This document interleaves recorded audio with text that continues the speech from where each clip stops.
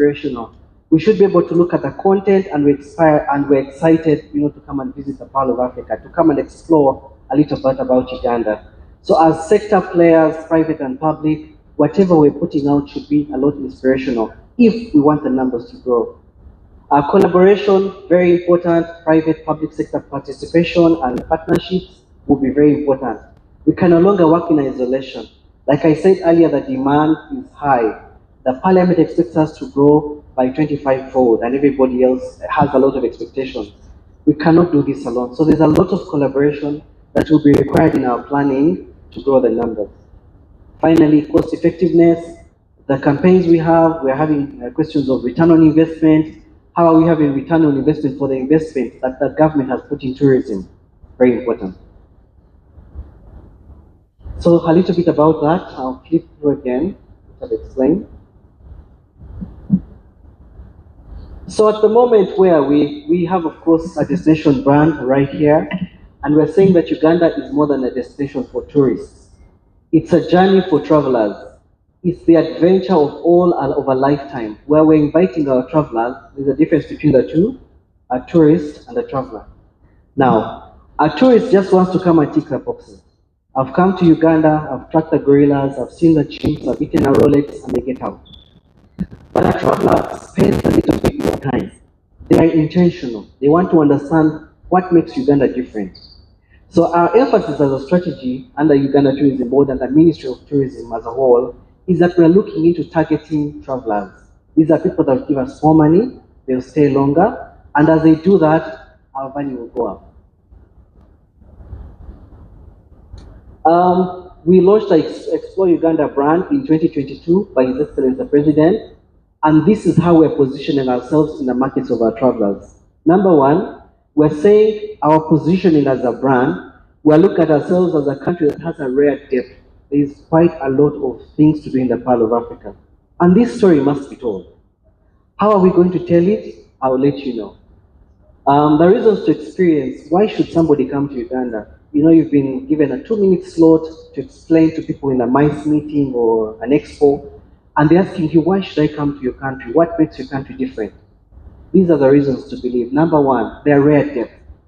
The people, the culture, the heritage, the iconic experiences are all in Uganda. Very quickly. The beautiful range from the highest mountains. Uganda's roof is at the Rwenzori, but also within the same region, you have the lowest point. We're talking about the endless savannas to the impenetrable forests and the thriving cities. The other day, our CEO was telling us that the eighth wonder of the world is people. That we are a great, the apes that we are a great wonder. That's showing you how much we have a lot of things to do here, and while we're here, you experience. The precious variety from the birding to the adventure to the appreciation of luxury and to off the beaten road communion with all these things around us. So what's our brand value proposition? What we're saying within our brand is that the highlights reel of all that is beautiful and precious and rare is right here. All that is rare, that is beautiful, and is precious is found right here. So it's very, very important that as we speak and share our Uganda story, we should not forget this. Our persona as a country, we are very vibrant. We are very colorful, we are friendly, and we are optimistic. So when we are communicating this to our tourists, who we are speaking to in all the markets, we should appear as that. And then finally, like I mentioned, the brand beliefs, we're saying that a trip to Uganda is a journey for travelers. It's not a destination for tourists. I hope that if we forget everything else, let's remember that Uganda is for tourists, for travelers, and not tourists. We believe that travel is best enjoyed at a slow pace. Don't come in and get out quickly. You need to take a little bit of time and explore the power. Okay?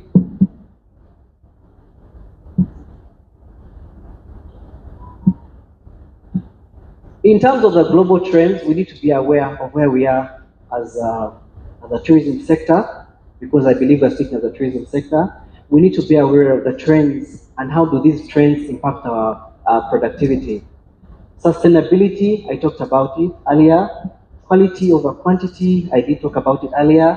The sporting events, you've seen AFCON, you've seen CHAN. The world is tending towards that. The low impact itineraries, when somebody comes into Uganda, they want to know how low the impact has been for their travel.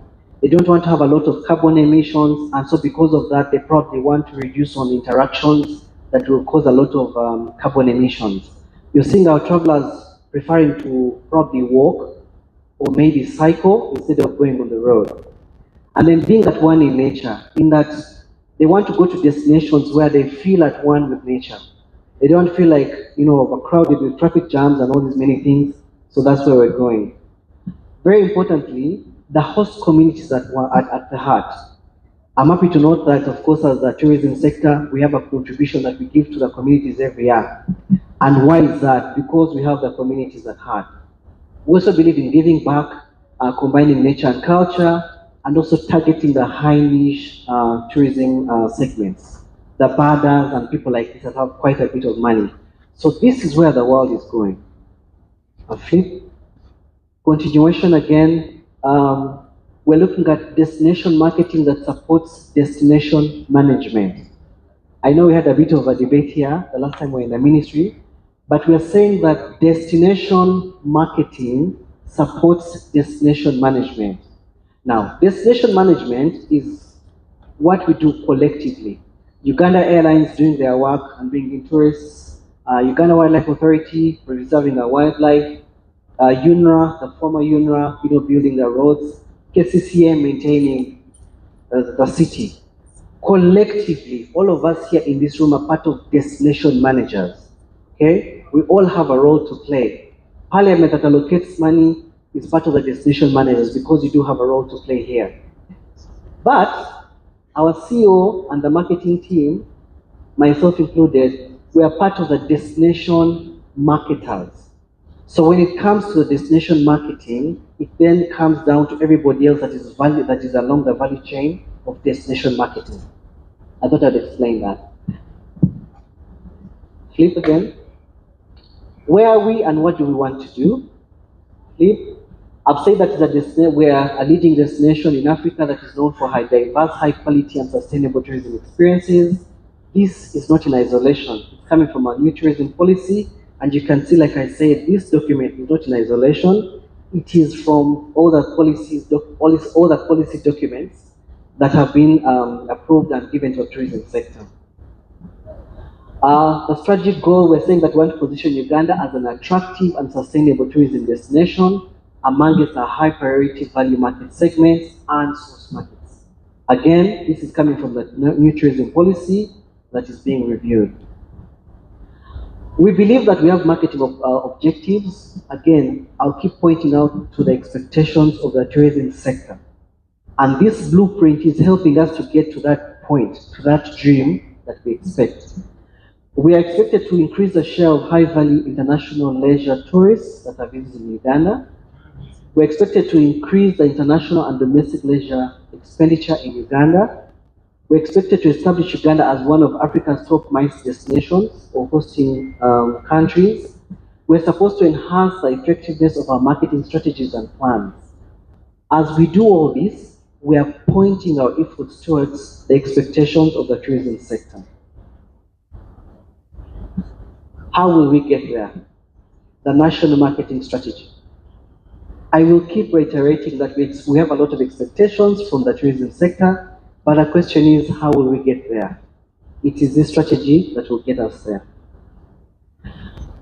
All right, so how will we achieve our objectives? We believe that we have 7 pillars, and these 7 pillars, if we forget anything else, this is how we're going to actualize our performance. Flip. Number 1, we believe by telling our brand story. We'll be telling our brand story. What do I mean here? Back in the day, you put up a picture of Renzori and say, oh, Renzori, 5,109 meters above sea level. Then what? With brand storytelling, you're giving an example of somebody climbing up to the top of a mountain and their experience. You're telling a story, and you will be compelled probably to consider that. Why? Because somebody has given an experience. That's different from just putting a picture and then letting it slide. Number 2, We want to attract high-value, sustainable leisure travelers. I mentioned earlier in the last slide that sustainability is becoming very grand. It's becoming very big. As we speak towards the end of next week, we'll be launching a sustainable tourism implementation plan that has been supported by our friends from Enable. This will help us point Uganda towards sustainability. We've been talking about sustainability, but there was no blueprint. So happy to mention that we'll be having that plan, and this will help us catapult ourselves into the table of big players that are talking about sustainability. We also want to promote our iconic, immersive, and sustainable visitor experiences. Our iconic, immersive tourism experiences. Maybe just to give a point here, we have, at the moment, we have one of our net geo partners that is experiencing Uganda in Bwindi. They were able to track in Bwindi and Mugahinga on the way out.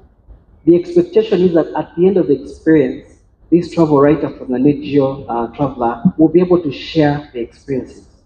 So what we're doing here is that we all have to target ourselves into this direction. We are not just promoting tourism, but iconic experiences. There are all these destinations within the competitor set that are actually doing a good job. But how are we going to make ourselves different? By out-authenticating them. We need to be authentic by telling our story, but also promoting those experiences. Number 4 is that we need to enhance the delivery of our marketing activities. I'm sure as we're talking today, we'll be talking about how to, there's a panel later, how we talk about enhancing the delivery of our marketing activities. We're talking about automation. How can we work with automation? With technology being around, how can we as sector players enhance or adapt technology so that we're able to develop or contribute to the expectations of the sector? And the 5th pillar is to raise the profile of Uganda as a sustainable MICE destination. We are among the top 10 and we're aiming to be among top 3. Whatever we're going to do as a destination is to help us get in more people who get us more value, and as we do that, we're able to hit our target of 25-fold growth. Strategic pillar number 6 is improving data metrics and the management to drive evidence-based destination marketing choices. Like I mentioned earlier, we're going to have a presentation later in the day where we'll have our statisticians telling us how Uganda's growth arrivals have grown. What this is going to help us is to point out to which markets are giving us the most tourists. And then once we do that, we're able to invest in those markets. We can no longer make decisions in the dark. So what we're going to do is to have to look into the metrics that is coming up from the tourism sector review report, from the tourism satellite accounts, and use this information to make decisions both at strategic and tactical level, at the tourism board level, at the ministerial level, to help us get to that the dream where we want to get to. We also believe that we want to use marketing to contribute to a more sustainable destination. As we're coming up here, how are we using marketing? Probably sharing our stories that instead of needlessly printing, we're probably using technology. And as we do that, we're becoming more sustainable and become more resilient. This is a little bit about what I've said, bring our story alive by storytelling, consistent messaging, and inspiring content development, and then ensuring that all Ugandans and potential visitors fall in love with our beautiful brand. It's a little bit about the summary. Probably for the lack of time, I'll ask us to flip until the end. Pillar number 2 is attracting high-value, sustainable leisure travelers. Who are these people that we're looking at? Number 1, the curious explorer. These are known as experiential explorers. Somebody just wants to come out and get lost in the country. Not get lost in a sense, but get immersed in the country. The second one is the active adventurer. They're also known as the spontaneous adventurer. Somebody just wants to get up and get lost. This beautiful country can offer all these experiences. Number 3 is the wildlife lovers. The people that want to learn about animals, about the wildlife. These are the tourists that we're looking at. Weekender. And number 3, the MICE or the meeting obligation seekers. Communication, how effective next year Dubai is looking out, rather the UAE is looking out Ugandans. That's because of, I don't know what's happening there, but The implication here was that we're going to have a lot of Ugandans. Now, instead of traveling to Dubai, they're going to come here. What does that mean? How ready are we for those domestic travelers? But also, I know that competition will also come and try to poach some of our tourists if we do not raise our standard. Quickly, pillar number 3. Yes, the third pillar, like I talked about, is about promoting the iconic immersive experiences through photography, storytelling, and using these through our marketing and communication channels to ensure that they're inspirational and they get to a traveler. Flip. Number 4. Enhancing the delivery of marketing activities. I'll just pick not all of them for lack of time. Providing priority markets with the right information at the right time to assist in inspiring and planning a visit. If, for example, the tourist journey of booking a trip into Uganda starts in August, why would we provide that information in December? Provide it at the right time. And we cannot do this unless we're working together as a team. This is where collaboration comes in. Number 5, rising the profile of Uganda as a MICE destination. We are managing the disposal of MICE events across Uganda to maximize the social and economic impact. Very important. Let's not cluster all our events in Entebbe, Kampala, Jinja. Throw something to Karamoja. Throw something to Fort Porto, like we had the last from the last speaker. Throw something in Kavale. And as we do that, we are dispersing the social and economic impacts. Why? Because if you come to my district in Kavale town, people are going to buy sweet potatoes. They'll buy beads and all these many things. So as you do that, you're improving on the economic impact of that meeting within that region. Finally, a MICE ambassadorial program, how we will use our members of parliament, our cabinet ministers, and everybody along the chain to position and talk about Uganda as a preferred MICE destination. Number 6 is about using metrics. I think I talked about it. Sharing market intelligence with stakeholders, which is why we're here. This will help us to get up to the standard with the sector. I'm aware of time. Number 7, contributing to a more sustainable destination, providing quality, friendly user information that will make sustainable choices. Flip. Then we'll be able to measure results. What is our expectation? Of course, like I said, our target is our growing 25-fold from where we are to about 25 times the contribution. But that withstanding, we need to understand what success looks like. Yes, we're talking very good English, and we'll clap at the end of the session, but the question is, how will we measure success? What are the key parameters? What are key performance indicators that we will use? The brand perception index. How do people think about Uganda? When they hear about Uganda, are they happy to come? 2, the visitor satisfaction rates. How are we? If we go from the current 79 to 85, I'm sure the next time we have a meeting like this, we'll be able to say we did perform very well. Our share of international leisure tourists. The number is about 40 to 60. If the number grows of the domestic traveler going up, we'll be able to know that we're doing a good job. The average expenditure per international leisure traveler is about 164, thereabout. If we move it per day to probably 300, we're doing quite well. The average expenditure per domestic leisure traveler is about $30 or so. If we increase that price in the next report, I'm sure we'll be able to say that we've done an amazing job. And this is where the catch point is, the marketing return on investment. Yes, I know that we've been given about 430 billion as a tourism sector. The question is, where will there be? Will there be return on investment? Certainly, yes. We're contributing significantly to Uganda's GDP, and I'm sure we'll be able to hit that. The jobs that have been created from over 700,000 going up to 800, it shows that we're actually moving direction. Raising Uganda's MICE profile from number 6 to among the top 3, we'll be able to proudly say that we're doing quite well. And then the visitors research studies, what do they think about us? All this will help us understand how well we're doing as a sector. Very important, I think this is my last slide. There will be critical factors that will help us achieve a national contribution to tourism. the level of funding for the next 5 years. Let's not just have 430 billion for tourism in this financial year. We expect it to grow.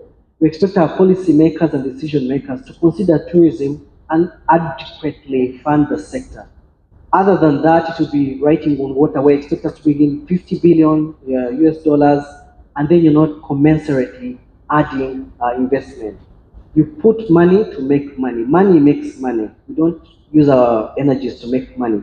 So numbers going up. Investment in accurate and timely data, very important. Our national tourism satellite account is always giving us information on which markets to target, and we should align, and we'll be able to align. Access to relevant destination marketing and sustainability skills, we need to upskill. Let's not just talk about sustainability, we need to skill ourselves in that area. Coordination and collaboration. Again, if I forget anything else, coordination and collaboration. I'm happy again that our Ministry of Tourism, is the lead, is a focal person in collaboration, rather coordination. But then as a sector, both private and public, we need to be able to collaborate. We will not get this success if we're not collaborating. Finally, we believe that a healthy tourism enabling environment will help us to get there.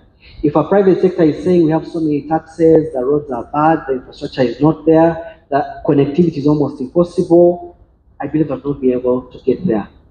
Ladies and gentlemen, I would like to thank you and to remind us again about the strategy and how it will help us to achieve the results that are expected from the tourism sector. Thank you.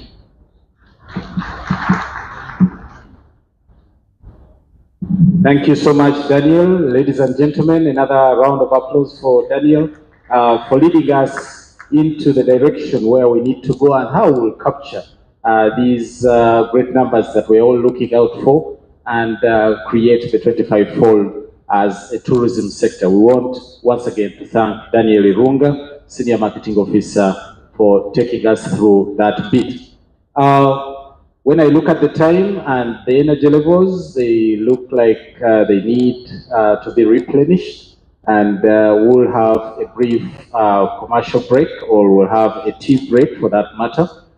Behind there, we have a number of serving points. Those at the lead tables will definitely lead you also to another serving station so that we do this very quickly. We would like to use just 15 minutes for tea. In other words, just pick your cup of tea and come over, take your seat, and in a few minutes after the confusion, we should be able to continue. In the meantime, Olivia, who else has come in?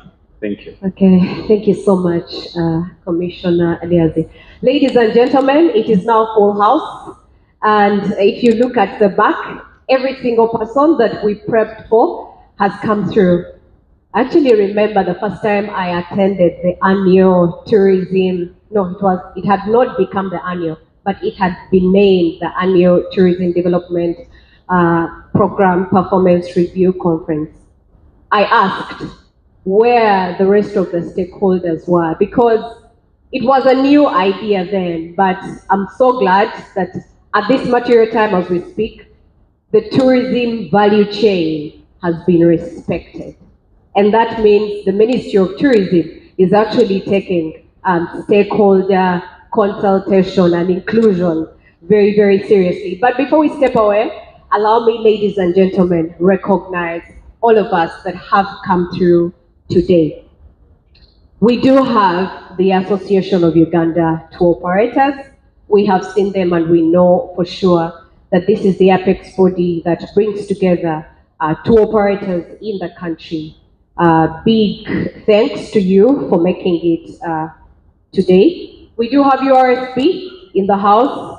The Urban Authority Association of Uganda is also right here.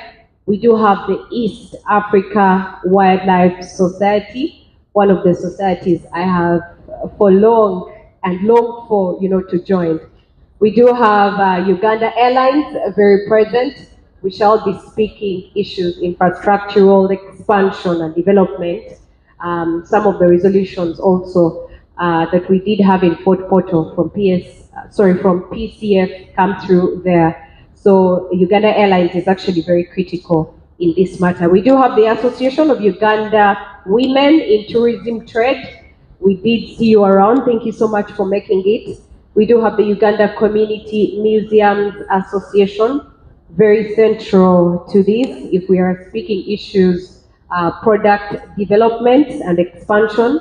The Ministry of Education and Sports, we did see you. Thank you so much for coming through. Tugata, we did see Mr. Kalyango seated right there next to our Vice Chairperson of the Uganda Tourism Association, that's Mr. Kato. Thank you so much for coming through.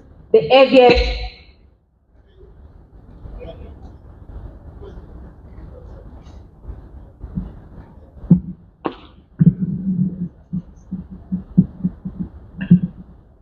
Thank you so much. Sorry about that.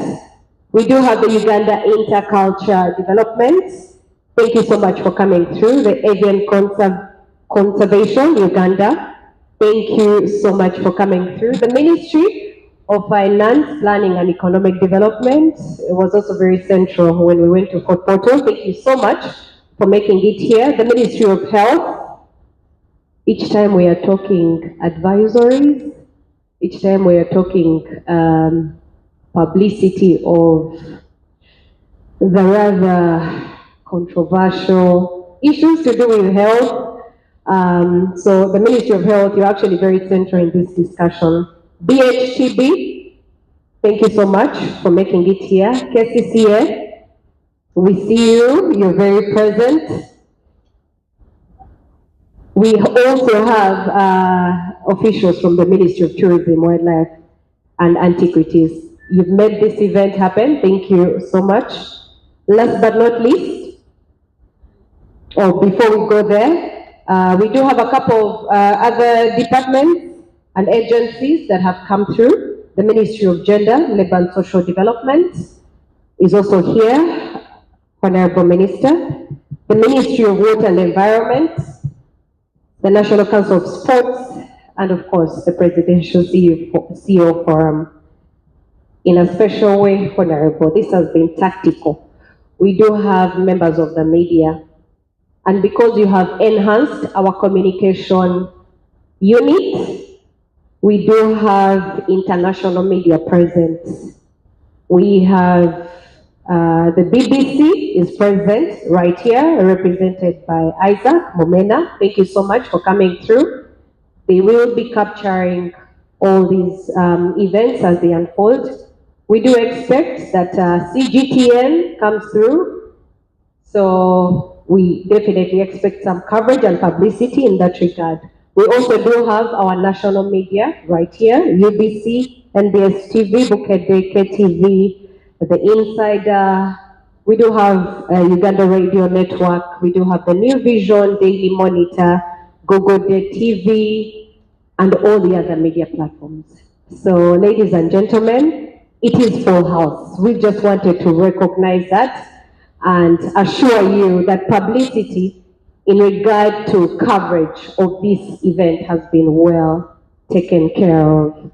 I understand that our tea is ready to be served.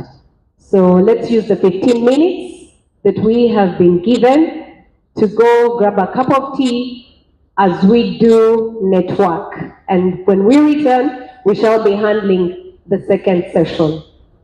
Ladies and gentlemen, the tea is open. DJ, give us some music as we, get to enjoy our tea. And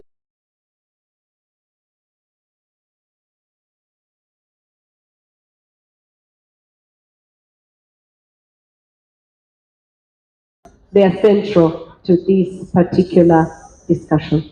Thank you.